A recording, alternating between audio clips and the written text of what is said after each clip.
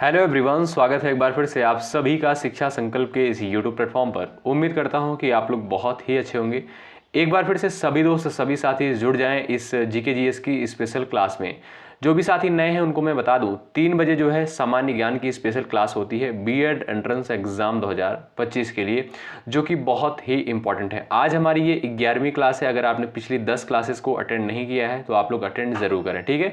ये बहुत important class होती है। अच्छा दोस्तों, आपको ये कैसे पता चलेगा कि बहुत इंपॉर्टेंट क्लास है? जब आप लोग सिलेबस उठाकर देखेंगे बीएड प्रवेश परीक्षा का, चाहे किसी भी स्टेट से आप तैयारी कर रहे हैं, और आप जो है पिछले वर्ष का प्रश्न पत्र उठाकर देखेंगे, तो जो प्रश्नों की प्रकृति होती है ऐसे प्रश्न पेपर में पूछे जाते हैं। आइए शुरुआत करते हैं बिना किसी देरी के। हर एक प्रश्न के लिए आपको 5 सेकंड का समय दिया जाएगा, ठीक है। पूरे 50 प्रश्न हैं और लास्ट में अपना स्कोर भी बता दीजिएगा कि आपने जो है कितने प्रश्नों को, इन 50 प्रश्नों में से कितने प्रश्नों को बिल्कुल करेक्ट किया है। चलिए बिना किसी देरी के शुरुआत करते हैं। आप लोग पूरे धैर्य के साथ इस क्लास में बने रहिएगा। अगर आप लोग पूरी जीके जीएस की क्लास को अटेंड करते हैं, आपको बहुत ही हेल्प मिलेगी। प्रश्न यहाँ से डायरेक्ट पेपर में देखने को मिलेंगे। चलिए, पृथ्वी का निकटतम ग्रह जो है कौन सा है? चंद्रमा, शुक्र, मंगल, बुध। स्टार लगाएं, बेहद इंपॉर्टेंट प्रश्न है। पृथ्वी का जो है निकटतम ग्रह कौन सा है? दोस्तों याद रखिएगा, शुक्र जो है पृथ्वी का सबसे निकटतम ग्रह की श्रेणी में आता है और शुक्र को जो है भोर का तारा भी कहते हैं, ठीक है। अच्छा, बुध ग्रह की यदि हम बात करें तो बुध ग्रह जो है ये सबसे छोटा ग्रह है और बृहस्पति ग्रह जो है सबसे जो है बड़ा ग्रह की श्रेणी में आता है। बृहस्पति सबसे बड़ा है, बुध जो है सबसे छोटा है और शुक्र जो है पृथ्वी का निकटतम ग्रह है। याद रखेंगे, महत्वपूर्ण है। अच्छा, ग्रहों की संख्या कितनी है? पहले जो ग्रहों की संख्या थी 9 ग्रह थे, ठीक है। लेकिन वर्तमान में अगर देखा जाए 8 ग्रह हैं। प्लूटो को जो है हटा दिया गया है। प्लूटो को भी ग्रह की श्रेणी में गिना जाता था, लेकिन प्लूटो को जो है हटा दिया गया है। याद रखिएगा। अच्छा, कौन कौन से ग्रह हैं ये भी आप लोग जान लीजिए। बुध, शुक्र, पृथ्वी, मंगल, बृहस्पति, शनि, अरुण, वरुण और एक आपका प्लूटो भी था। यानी ओवरऑल 9 ग्रह थे, लेकिन एक हटा दिया गया है, आपका प्लूटो को जो है ग्रह की श्रेणी से हटा दिया गया है, ठीक है। याद रखेंगे। आगे बढ़ते हैं और अगला प्रश्न हम लोग यहाँ पर देखेंगे। और दोस्तों, प्लूटो को जो है बौना ग्रह भी कहते हैं, ठीक है। चलिए क्वेश्चन नंबर 2 यहाँ पर देखेंगे। संगमरमर क्या है? बताएंगे। संगमरमर जो है क्या है? औसादी चट्टान है, कायांतरित चट्टान है, अग्नेय चट्टान है, तल छटनी चट्टान है? जवाब देने का प्रयास करें। राइट आंसर क्या हो जाएगा? इंपॉर्टेंट प्रश्न है एग्जाम के पॉइंट ऑफ व्यू से। तो संगमरमर दोस्तों ये आपका कायांतरित चट्टान के मध्य आता है। ऑप्शन नंबर आपका यहाँ पर बी बिल्कुल करेक्ट हो जाएगा। कायांतरित चट्टान की श्रेणी में आता है संगमरमर। ऑप्शन नंबर बी राइट है। अगला प्रश्न देखें। महासागरों में ज्वार भाटा की उत्पत्ति के क्या कारण है? सूर्य के प्रभाव से, पृथ्वी की घूर्णन गति से, सूर्य और चंद्रमा के संयुक्त प्रभाव से, गुरुत्वाकर्षण, अभिकेंद्रीय बल तथा अपकेंद्रीय बल से? बताएं। क्वेश्चन नंबर 3 का सबका आंसर आना चाहिए। जवाब देने का प्रयास करें। चलिएगा, महासागरों में ज्वार भाटा की उत्पत्ति के क्या कारण है? सभी लोग आंसर कर दें भाई एक बार, सबका जवाब आना चाहिए। चलिएगा दोस्तों, याद रखिएगा, गुरुत्वाकर्षण और अभिकेंद्रीय बल तथा अपकेंद्रीय बल से। ऑप्शन नंबर 4 बिल्कुल करेक्ट हो जाएगा। महासागरों में जो है जो ज्वार भाटा की उत्पत्ति होती है, उनका जो मेन कारण होता है उत्पत्ति, यानी ज्वार भाटा की उत्पत्ति का जो मुख्य कारण होता है वो होता है गुरुत्वाकर्षण, अभिकेंद्रीय बल तथा अपकेंद्रीय बल से, ठीक है। ऑप्शन 4 बिल्कुल करेक्ट हो जाएगा। आगे बढ़ते हैं और अगला प्रश्न आपके स्क्रीन पर है। कहता है, सिंधु सभ्यता के बारे में निम्न में से कौन सा कथन असत्य है? ध्यान से पढ़ें क्वेश्चन को। यहाँ पर कहता है सिंधु सभ्यता के बारे में कौन सा कथन असत्य है? नगरों में नालियों की सुदृढ़ व्यवस्था थी, बात तो सही है। सिंधु घाटी सभ्यता के नगरों की बात करें तो नालियों की बहुत ही अच्छी व्यवस्था थी, ठीक है। व्यापार और वाणिज्य उन्नत दशा में था, बिल्कुल सही बात है। और ऑप्शन 3 है, मात्र देवी की उपासना की जाती थी, बिल्कुल सही बात है। सिंधु घाटी सभ्यता के लोग जो थे मात्र देवी की उपासना किया करते थे। ऑप्शन 4 की तरफ बढ़ते हैं। लोग लोहे से परिचित थे, ये आपका जो है गलत है, ठीक है। लोग लोहे से परिचित नहीं थे, ठीक है। तो आपका 4 ऑप्शन बिल्कुल करेक्ट हो जाएगा। आगे बढ़ते हैं, अगला प्रश्न देखें। सिंधु सभ्यता के महान स्नानागार जो है कहाँ से प्राप्त हुए हैं? मोहनजोदड़ो से, हड़प्पा से, लोथल से, कलिबंगा से। बेहद इंपॉर्टेंट प्रश्न है, एग्जाम के दृष्टिकोण से आप सभी का आंसर आना चाहिए। देखते हैं यहाँ पर कौन कौन लोग आंसर करते हैं, और बहुत महत्वपूर्ण क्वेश्चन है, एग्जाम के पॉइंट ऑफ व्यू से बताएं। चलिएगा दोस्तों, यदि आप चैनल पर नए हैं, बीएड एंट्रेंस एग्जाम 2025 की तैयारी में लग चुके हैं मेहनत के साथ, शिक्षा संकल्प के इस यूट्यूब प्लेटफॉर्म से ज़रूर जुड़ें, निश्चित रूप से यहाँ से आपको हेल्प मिलेगी। चलिएगा दोस्तों, याद रखें ऑप्शन नंबर आपका पहला बिल्कुल करेक्ट हो जाएगा, ठीक है। सिंधु सभ्यता के महान स्नानागार जो है कहाँ से प्राप्त हुए हैं, तो मोहनजोदड़ो से प्राप्त हुए हैं। पहला विकल्प आपका बिल्कुल करेक्ट हो जाएगा। अच्छा, मोहनजोदड़ो की यदि हम बात करें, मोहनजोदड़ो जो है कहाँ पर स्थित था, तो दोस्तों मोहनजोदड़ो पाकिस्तान के सिंध प्रांत के लरकाना जिले में सिंधु नदी के दाहिने तट पर स्थित था, याद रखेंगे। आगे बढ़ते हैं और अगला प्रश्न देखते हैं। अच्छा दोस्तों, और भी याद रखिएगा, लोथल जो है आपका कहाँ पर स्थित है, गुजरात में स्थित था। और कलिबंगा कहाँ पर स्थित था, ये राजस्थान में स्थित था। ये सब सिंधु घाटी सभ्यता के स्थल हैं, जो कि बहुत इंपॉर्टेंट स्थल हैं। पेपर में प्रश्न पूछता है, प्रश्न ऐसे पूछेगा कि लोथल जो है किस स्थान पर था, ठीक है, तो आप कहेंगे गुजरात में। कलिबंगा कहाँ पर था, राजस्थान में, ठीक। चलिए आगे बढ़ते हैं। क्वेश्चन नंबर अगला कहता है, मूर्ति पूजा का आरंभ कब से माना जाता है, पूर्व आर्य से, उत्तर वैदिक काल से, मौर्य काल से, कुषाण काल से, बताएं। चलिएगा आंसर देने का प्रयास करें। करेक्ट आंसर क्या हो जाएगा इस प्रश्न का, इंपॉर्टेंट प्रश्न है, एग्जाम के पॉइंट ऑफ व्यू से बताएं।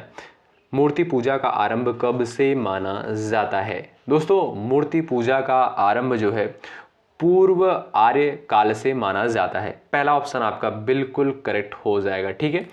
प्री आर्यन पीरियड से माना जाता है, यानी पूर्व आर्य काल से माना जाता है मूर्ति पूजा का प्रारंभ। आगे बढ़ते हैं और नेक्स्ट क्वेश्चन हम लोग यहाँ पर देखेंगे। क्वेश्चन नंबर 7 देखें, जो यहाँ है वह अन्यत्र भी है, जो यहाँ नहीं है वह कहीं नहीं है, यह निम्न में से किस ग्रंथ में कहा गया है। रामायण में, महाभारत में, गीता में, राजतरंगिणी में। सबका आंसर आना चाहिए। चलिए, आपको जो है हर एक प्रश्न के लिए 5 सेकंड का समय इसलिए दिया जाता है कि आप लोग एक बार प्रयास कर लें कि आपका जो है सही जवाब आ रहा है कि नहीं आ रहा है, ठीक है। तो इस प्रश्न का आंसर देने का आप लोग प्रयास कर सकते हैं। चलिएगा, संसार बताएंगे, जो यहाँ है वह अन्यत्र भी है, जो यहाँ नहीं है वह कहीं नहीं है, यह निम्न में से किस ग्रंथ में कहा गया है। याद रखेंगे ये कथन जो है महाभारत में कहा गया है। ऑप्शन आपका सेकंड बिल्कुल करेक्ट हो जाएगा, ठीक है। महाभारत के संकलनकर्ता कौन है, वेदव्यास हैं, आपको पता होना चाहिए, ठीक है। और रामायण के रचयिता कौन है, महर्षि वाल्मीकि हैं। और राजतरंगिणी के कल्हड़ हैं, ठीक है। राजतरंगिणी के जो है कल्हड़ हैं, और रामायण के कौन है, महर्षि वाल्मीकि हैं। और महाभारत के कौन है, वेदव्यास हैं। आपको पता होना चाहिए, महत्वपूर्ण है, प्रश्न पूछता है एग्जाम में। अगला प्रश्न देखें, सारनाथ में बुद्ध द्वारा दिया गया प्रथम उपदेश निम्न में से किस नाम से जाना जाता है। महाभिनिष्क्रमण, धर्म चक्रवर्तन, धर्म ज्ञात, दर्शन, धर्म चक्रसूत। चलिएगा, क्वेश्चन नंबर 8 का आप लोग प्रयास करें एक बार, और महत्वपूर्ण प्रश्न है दोस्तों। सारनाथ में जो गौतम बुद्ध के द्वारा पहला उपदेश दिया गया था, इसे हम क्या कहते हैं, धर्म चक्र प्रवर्तन के नाम से जानते हैं। ऑप्शन सेकंड बिल्कुल करेक्ट होगा। आगे बढ़ते हैं, अगला प्रश्न देखें, बाजार नियंत्रण प्रथा लागू की थी किसके द्वारा, गयासुद्दीन तुगलक के द्वारा, अलाउद्दीन खिलजी के द्वारा, जलालुद्दीन खिलजी के द्वारा, बलबन के द्वारा। आंसर आना चाहिए, बाजार नियंत्रण प्रथा जो है किसके द्वारा जो है लागू करी गई थी। करेक्ट आंसर आपका क्या हो जाएगा, आप लोग बताने का प्रयास करें। ऑप्शन नंबर सेकंड करेक्ट हो जाएगा, अलाउद्दीन खिलजी के द्वारा। ऑप्शन सेकंड बिल्कुल राइट हो जाएगा, बाजार नियंत्रण प्रथा जो है अलाउद्दीन खिलजी के द्वारा लागू करी गई थी। अगला प्रश्न है, मोहम्मद बिन कासिम था तुर्क, मंगोल, अरब, तुर्क, अफगान। चलिएगा, आप लोग बता सकते हैं इस प्रश्न का राइट जवाब क्या हो जाएगा। तो करेक्ट आंसर हो जाएगा अरब। मोहम्मद बिन कासिम जो है अरबियन था, यानी ऑप्शन नंबर आपका यहाँ पर थर्ड बिल्कुल करेक्ट हो जाएगा। अगला प्रश्न देखें, शेर शाह सूरी का मकबरा कहाँ पर स्थित है, स्टार लगाएं, बेहद इंपॉर्टेंट है। मकबरों से प्रश्न पूछा जाता है पेपर में, आप लोग आंसर दे सकते हैं। चलिएगा, करेक्ट आंसर क्या हो जाएगा इस प्रश्न का दोस्तों, बताइएगा। शेर शाह सूरी का मकबरा जो है कहाँ पर स्थित है, बताइए। क्वेश्चन नंबर यहाँ पर आप लोग जवाब करिएगा 11 का। देखते हैं किसका किसका आंसर आता है। चलिएगा दोस्तों, याद रखिएगा शेरशाह सूरी का जो बचपन का नाम था वो क्या था, फरीद था। ठीक है, भारत में शेरशाह सूरी ने 1540 से 1545 ईस्वी तक शासन किया था। ठीक है, याद रखेंगे। और बात करें शेरशाह सूरी का मकबरा कहाँ पर स्थित था, तो ये जो है सासाराम बिहार में। ठीक है, सासाराम नामक स्थान पर जो है स्थित था। तो यहाँ पर करेक्ट आंसर हो जाएगा ऑप्शन नंबर बी। आगे बढ़ते हैं और अगला प्रश्न देखिए, उपनिषद का फारसी में अनुवाद किस मुगल सम्राट के शासनकाल में हुआ था। चलिए स्टार लगाएं, महत्वपूर्ण है। इस प्रश्न का आप लोग गेस कर सकते हैं, आंसर देने का प्रयास कर सकते हैं। तो बहुत ही महत्वपूर्ण प्रश्न है, याद रखेंगे आप लोग। ठीक है, तो दोस्तों उपनिषदों का जो फारसी में अनुवाद किया गया था किसके शासनकाल में, शाहजहां के शासनकाल में किया गया था। ठीक है, शाहजहां के शासनकाल में। और किसके द्वारा किया गया था, दारा सिकोह के द्वारा। ठीक है, दारा सिकोह के द्वारा शाहजहां के शासनकाल में उपनिषद का फारसी में अनुवाद किया गया था। आगे बढ़ते हैं। अकबर का मकबरा कहाँ पर स्थित है, सिकंदरा, आगरा, औरंगाबाद, फतेहपुर सिकरी। इसमें तो सबका आंसर आना चाहिए इस प्रश्न का।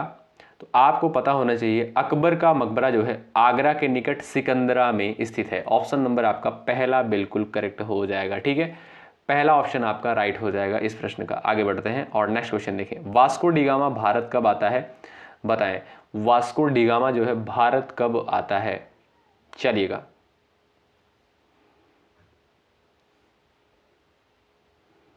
चलिए राइट आंसर क्या हो जाएगा आप लोग बता सकते हैं।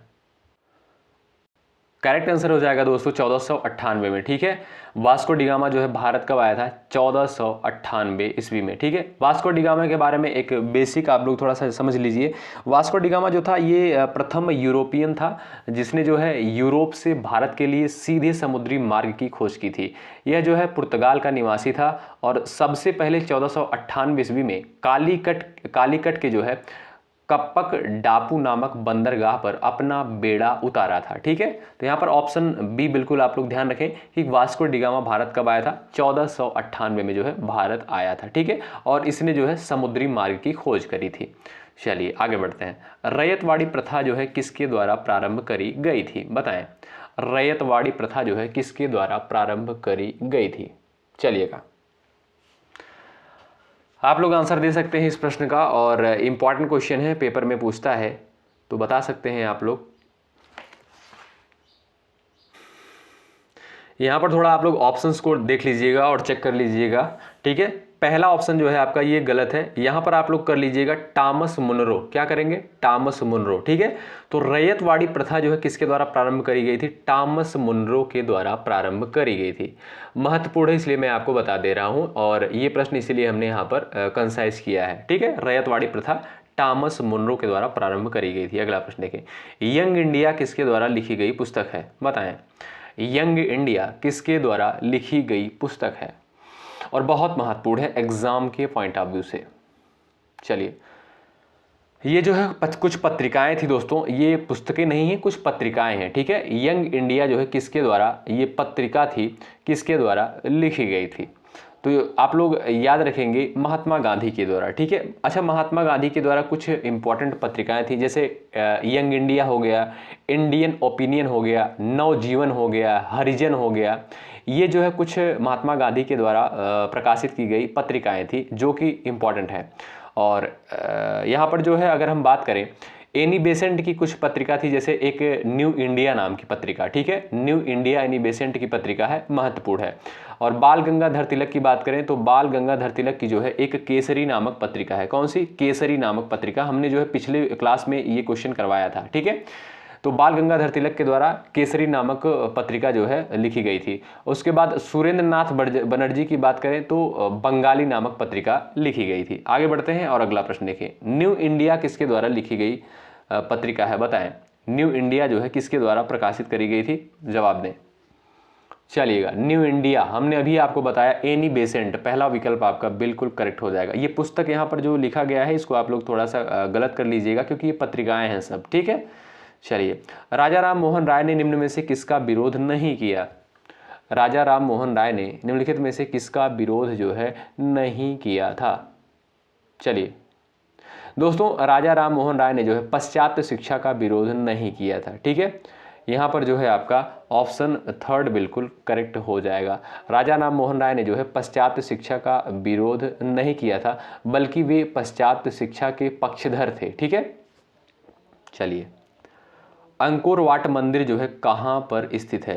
अंकोर वाट मंदिर कंबोडिया, जावा, चंपा, सुमात्रा। क्वेश्चन नंबर 19 है, आपके पास 5 सेकंड का समय है, प्रयास कर सकते हैं एक बार आप लोग। तो अंकोर वाट का मंदिर दोस्तों ये आपका कहाँ पर है? कंबोडिया में स्थित है। अगला प्रश्न देखें।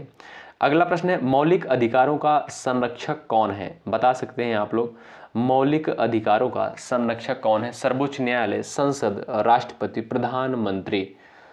महत्वपूर्ण प्रश्न है और यहाँ पर जो है इस प्रश्न का जवाब सभी लोग सही करेंगे, उम्मीद करता हूँ। मौलिक अधिकारों का जो संरक्षक है दोस्तों वो है आपका सर्वोच्च न्यायालय, सुप्रीम कोर्ट ऑफ इंडिया। ठीक है, अगला प्रश्न देखें। राष्ट्रपति और उपराष्ट्रपति की अनुपस्थिति में कौन कार्यभार ग्रहण करेगा? राष्ट्रपति और उपराष्ट्रपति की अनुपस्थिति में कौन कार्यभार जो है ग्रहण करेगा? आप लोग बता सकते हैं। सर्वोच्च न्यायालय का मुख्य न्यायाधीश, लोकसभा का अध्यक्ष, मंत्री परिषद, प्रधानमंत्री का कैबिनेट। तो जो करेक्ट आंसर हो जाएगा वो हो जाएगा सर्वोच्च न्यायालय का मुख्य न्यायाधीश। यानी राष्ट्रपति और उपराष्ट्रपति की अनुपस्थिति में जो है कौन कार्यभार ग्रहण करेगा? सर्वोच्च न्यायालय का मुख्य न्यायाधीश यानी चीफ जस्टिस ऑफ इंडिया। अगला प्रश्न देखें। राष्ट्रपति शासन अधिकतम कितने वर्ष के लिए लगाया जा सकता है? आप लोग बता सकते हैं राष्ट्रपति शासन जो है अधिकतम कितने वर्षों के लिए लगाया जा सकता है? इस प्रश्न का करेक्ट आंसर क्या हो जाएगा आप लोग बता सकते हैं, और ये बहुत महत्वपूर्ण क्वेश्चन है, इस प्रश्न का जवाब आप लोग करिए। ठीक है, चलिएगा।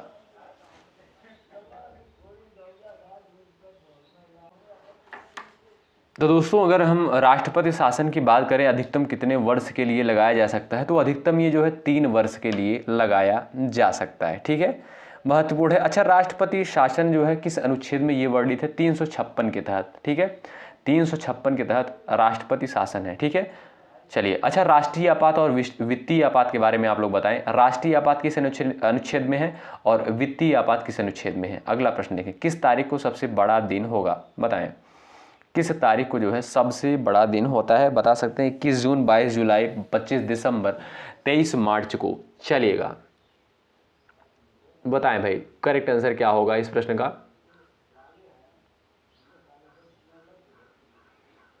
चलिएगा 21 जून को। ठीक है, पहला ऑप्शन आपका बिल्कुल करेक्ट हो जाएगा, पहला ऑप्शन बिल्कुल राइट हो जाएगा। 21 जून को जो है सबसे बड़ा दिन होता है।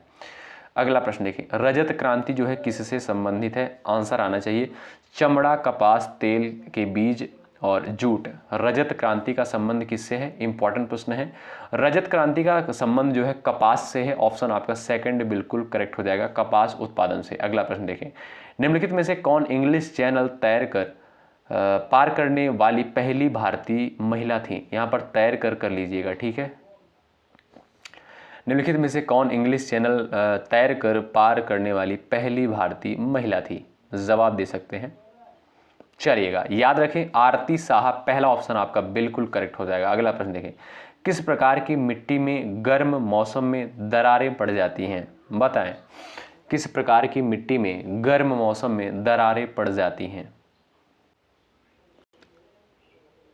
तो याद रखेंगे दोस्तों काली मिट्टी में। ठीक है, और काली मिट्टी का एक नाम और होता है क्या? रेगुर मिट्टी के नाम से इसे जानते हैं, और ये इंपॉर्टेंट है, कहीं कहीं पूछता है पेपर में। ठीक है, तो आगे बढ़ते हैं और अगला प्रश्न यहाँ पर देखेंगे। कोयले की खानों में निम्नलिखित में से कौन सी गैस विस्फोट का कारण बनती है? कार्बन डाइऑक्साइड यानी CO2, नाइट्रोजन, मीथेन, ब्यूटेन। बताएं कोयले की खानों में निम्नलिखित में से कौन सी गैस विस्फोट का कारण बनती है? भाई सेशन को आप लोग लाइक नहीं कर रहे हैं, लाइक कर दें एक बार जितने लोग जुड़ चुके हैं। कोयले की खानों में निम्नलिखित में से कौन सी गैस विस्फोट का कारण बनती है? याद रखें मीथेन। मीथेन का रासायनिक सूत्र होता है CH4। ठीक है, आगे बढ़ते हैं और नेक्स्ट पॉइंट देखेंगे। पिन घाटी राष्ट्रीय उद्यान जो है कहाँ पर स्थित है? पिन घाटी राष्ट्रीय उद्यान कहाँ पर स्थित है? बता सकते हैं। पिन घाटी राष्ट्रीय उद्यान।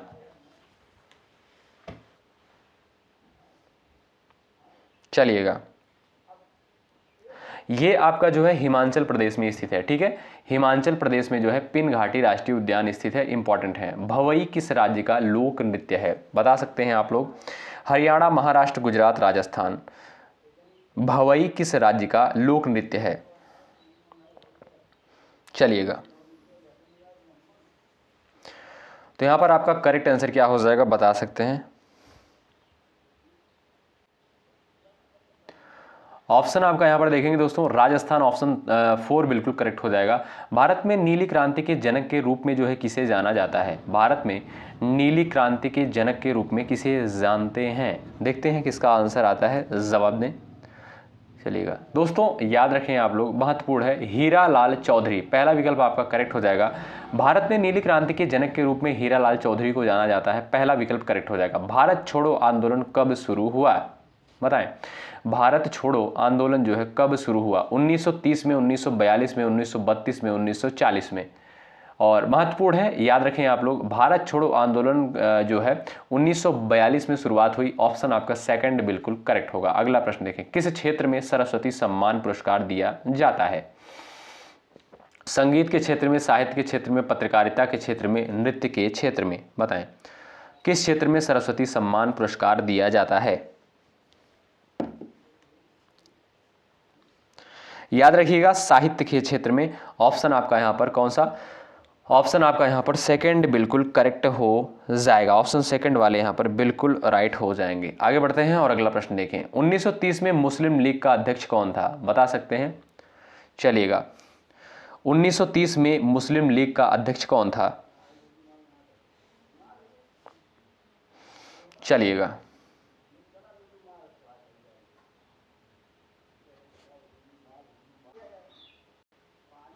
दोस्तों याद रखिएगा 1930 में जो है मुस्लिम लीग का अध्यक्ष कौन था, मोहम्मद इकबाल, ठीक है। साल 1930 में जो है मुस्लिम लीग के अध्यक्ष के रूप में मोहम्मद इकबाल को चुना गया था। इन्हें जो है इलाहाबाद अधिवेशन में मुस्लिम लीग का अध्यक्ष चुना गया था, ठीक है। इस अधिवेशन में जो है इन्होंने पहली बार भारत में अलग मुस्लिम राज्य बनाने का प्रस्ताव जो है रखा था, ठीक है।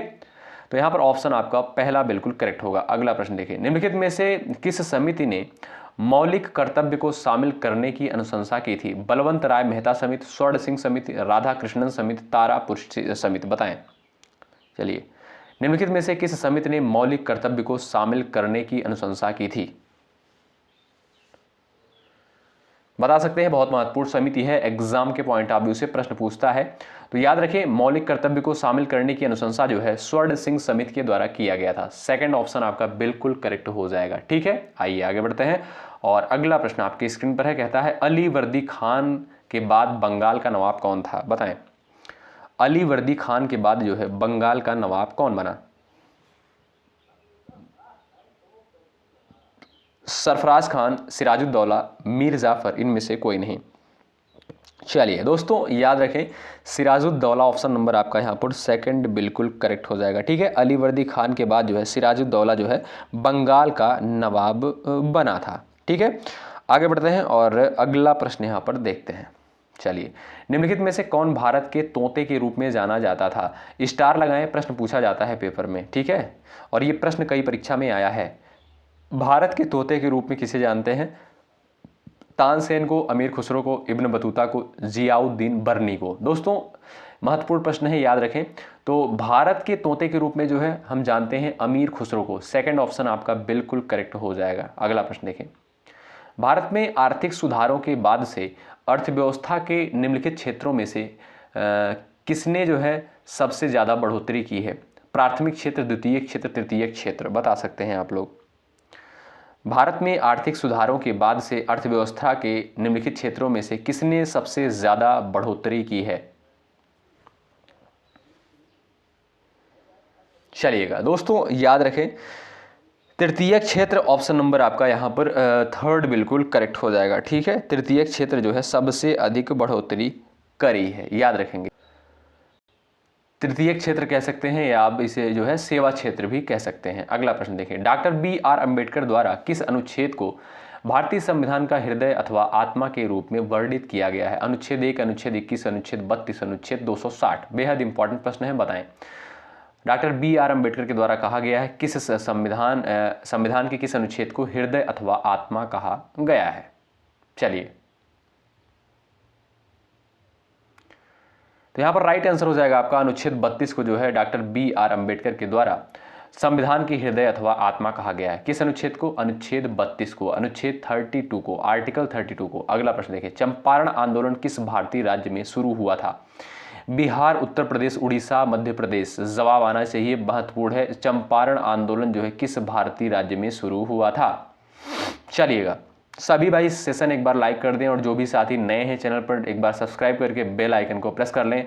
फ्री में जो है आपको कंटेंट यहाँ पर प्रोवाइड किया जा रहा है और सबसे बेहतर कंटेंट है, इतना मैं आपको कह रहा हूँ। यहाँ पर जो भी चीज़ें आपको दी जा रही हैं बिल्कुल सिलेबस के अकॉर्डिंग और प्रीवियस ईयर क्वेश्चन पेपर को देखकर एनालिसिस कर तभी आपको चीज़ें दी जा रही हैं। चंपारण आंदोलन किस भारतीय राज्य में शुरू हुआ था? दोस्तों, चंपारण आंदोलन जो है ये आपका बिहार, पहला ऑप्शन आपका बिल्कुल करेक्ट होगा। अगला प्रश्न देखें, सूर्य का चक्कर लगाने वाले सभी 8 ग्रहों के निश्चित पथ को क्या कहा जाता है? बताएं। सूर्य का चक्कर लगाने वाले सभी 8 ग्रहों के निश्चित पथ को क्या कहते हैं? चलिएगा, भूआभ, परिधि, कक्षा, परिमाप। सिंपल सा क्वेश्चन है, बेसिक सा, उसे क्या कहेंगे? कक्षा। ऑप्शन नंबर 3 बिल्कुल करेक्ट होगा। और यहां पर अगला प्रश्न कहता है, मानव आंख के किस भाग पर छवि बनती है? मानव आंख के किस भाग पर जो है छवि बनती है? बताएं, मानव आंख के किस भाग पर छवि बनती है? चलिएगा, हमने 3 बार इस क्वेश्चन को रिपीट कर दिया, अब सबका आंसर आना चाहिए इस प्रश्न का। रेटिना, कॉर्निया, आंख की नस, आंख की जो है पुतली, तो बता सकते हैं। तो दोस्तों याद रखें, राइट आंसर हो जाएगा आपका रेटिना। मानव आंख के किस भाग पर छवि बनती है? रेटिना पर। पहला विकल्प आपका बिल्कुल करेक्ट हो जाएगा। ठीक है, ये एक जो है बेहद संवेदनशील झिल्ली होती है, आंख के पीछे की तरफ, ठीक है, स्थित होती है। अगला प्रश्न देखिए, किस प्रकार के दर्पण हमेशा एक खड़ी तथा आभासी छवि बनाते हैं? किस प्रकार के दर्पण? अवतल, उत्तल, समतल, इनमें से कोई नहीं। सिंपल सा क्वेश्चन है, बता सकते हैं सभी लोग किस प्रकार के दर्पण जो है हमेशा एक खड़ी तथा आभासी छवि बनाते हैं, तो वो होता है आपका समतल दर्पण। ऑप्शन 3 बिल्कुल करेक्ट हो जाएगा। अगला प्रश्न देखें, किस घटना की वजह से पानी के गिलास में रखा नींबू अपने वास्तविक आकार की तुलना में बड़ा दिखाई देता है? प्रकाश का परावर्तन, प्रकाश का अपवर्तन, कुल आंतरिक प्रतिबिंब, इनमें से कोई नहीं। चलिए, किस घटना की वजह से पानी के गिलास में रखा नींबू अपने वास्तविक आकार की तुलना में बड़ा दिखाई देता है? चलिएगा भाई, बहुत महत्वपूर्ण प्रश्न है, तो आप सभी लोग याद रखेंगे प्रकाश के अपवर्तन के कारण। जब आप लोग किसी ग्लास में आप लीजिएगा, एक ग्लास पानी लीजिएगा, उसमें एक नींबू डालिएगा, तो वो जो है उसका आकार कुछ बड़ा दिखाई देता है। किसके कारण बड़ा दिखाई देता है? प्रकाश के अपवर्तन के कारण। ऑप्शन 2 बिल्कुल करेक्ट होगा। अगला प्रश्न देखिए, MP3 जो है प्रारूप है ऑडियो का, वीडियो का, सामग्री या लेख, दस्तावेज, चित्र फाइल का। आपने सुना होगा MP3 सॉन्ग, ठीक है, तो ये क्या है? एक ऑडियो प्रारूप होता है। ऑप्शन आपका पहला बिल्कुल करेक्ट होगा। अगला प्रश्न देखिए, बिना बुझा हुआ चूना, रासायनिक सूत्र इसका क्या होता है? पेपर में पूछा जाता है। चलिएगा, कैल्शियम ऑक्साइड जिसे कहते हैं, कैल्शियम ऑक्साइड, ठीक है, बता सकते हैं करेक्ट आंसर क्या होगा? बिना बुझा हुआ चूना, यानी CaO के नाम से जानते हैं। क्या होता है? बिना बुझा हुआ चूना, CaO को कहते हैं, याद रखिएगा। इसे हम कैल्शियम ऑक्साइड के नाम से भी जानते हैं। अगला प्रश्न देखिए सभी दोस्त, कागज का जलन जो है किस प्रकार की अभिक्रिया है?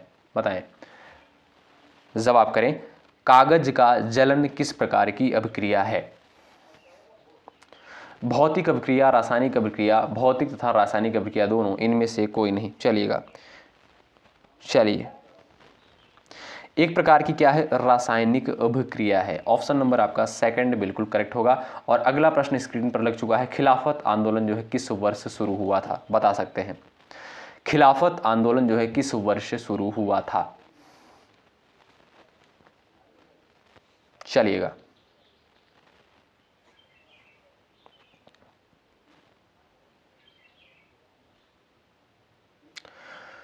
तो याद रखेंगे दोस्तों 1919 में, ठीक है, 1919 से 1920 तक, ठीक है। तो यहाँ पर देखिएगा 1919 एक ऑप्शन आप कर लीजिएगा, क्योंकि 1919 से 1920 तक यही आपका जो राइट आंसर होता है। ठीक है, विकल्प में नहीं दिया गया है, 1920 दिया गया है, इसलिए हम 1920 मान लेते हैं। ठीक। और अगर आपसे पूछे कि खिलाफत आंदोलन की शुरुआत जो है किसके द्वारा करी गई थी, तो इस आंदोलन की शुरुआत दोस्तों मोहम्मद अली और शौकत अली जैसे अली भाइयों के द्वारा जो है करी गई थी। ठीक है, और महात्मा गांधी जो है इस आंदोलन के समर्थन में थे। आगे बढ़ते हैं, अगला प्रश्न देखें। द्विफोकसी लेंस का आविष्कार जो है किसके द्वारा किया गया था, बताएं। द्विफोकसी लेंस का आविष्कार किसके द्वारा किया गया?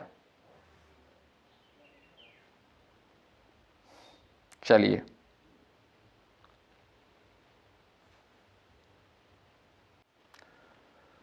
दोस्तों याद रखें बेंजामिन फ्रैंकलिन के द्वारा, ऑप्शन सेकंड करेक्ट हो जाएगा। द्विफोकसी लेंस का आविष्कार जो है बेंजामिन फ्रैंकलिन के द्वारा किया गया। ग्रैमी पुरस्कार किस क्षेत्र में दिया जाता है, बताएं। महत्वपूर्ण है, संगीत के क्षेत्र में, विज्ञान के, साहित्य के, इनमें से कोई नहीं। क्वेश्चन नंबर 49 है, महत्वपूर्ण है एग्जाम के पॉइंट ऑफ व्यू से। और याद रखिएगा ग्रैमी पुरस्कार जो है किस क्षेत्र में दिया जाता है, ये आपका दिया जाता है संगीत के क्षेत्र में। बहुत महत्वपूर्ण है, पेपर में आ चुका है ये प्रश्न। ठीक है, और ये आपका लास्ट क्वेश्चन आपकी स्क्रीन पर है। आप सभी को पता है डेली क्लास में हम लोग लास्ट क्वेश्चन का जवाब आपको देना होता है। ये आपके ऊपर ये प्रश्न छोड़ता हूँ, तो आप लोग इस प्रश्न का जवाब करें। जो भी साथी सबसे पहले आंसर करेंगे उनका जवाब कमेंट बॉक्स में पिन किया जाएगा। ठीक है, तो यदि आप चैनल पर नए हैं, बीएड एंट्रेंस एग्जाम 2025 की तैयारी में लग चुके हैं मेहनत के साथ, शिक्षा संकल्प के इस ऑनलाइन यूट्यूब प्लेटफॉर्म से ज़रूर जुड़ें। जो भी नए साथी हैं उनको मैं क्लास की टाइमिंग बता दूं। 11:30 बजे जो होती है हमारी जीके जीएस की क्लास होती है, 3 बजे हमारी ये जो है सामान्य ज्ञान की क्लास होती है। यही है वो क्लास जीके जीएस की, और 3 बजे प्रोवाइड की जाती है। लेकिन आज कुछ टेक्निकल इशू के चलते जो है ये क्लास 4 बजे अपलोड होगी। ठीक है, और उसके बाद 8:30 बजे जो है हमारी किसकी क्लास होती है, 8:30 बजे सामान्य हिंदी की लाइव क्लास होती है। इसमें बहुत सारे स्टूडेंट जुड़ते हैं, आप भी पार्टिसिपेट कर सकते हैं और इसमें जुड़ सकते हैं। बहुत मज़ा आता है क्लास में, बहुत सारे स्टूडेंट जुड़ते हैं यहाँ पे। इंटैक्ट आप हमसे खुद कर सकते हैं। ठीक है, तो बहुत बहुत शुक्रिया अंत तक बने रहने के लिए चैनल पर। यदि आप नए हैं तो सब्सक्राइब करके बेल आइकन को अवश्य प्रेस करें। फ्री में तैयारी करने के लिए बिल्कुल बेहतर कंटेंट दिया जा रहा है। धन्यवाद, जय हिंद, जय भारत।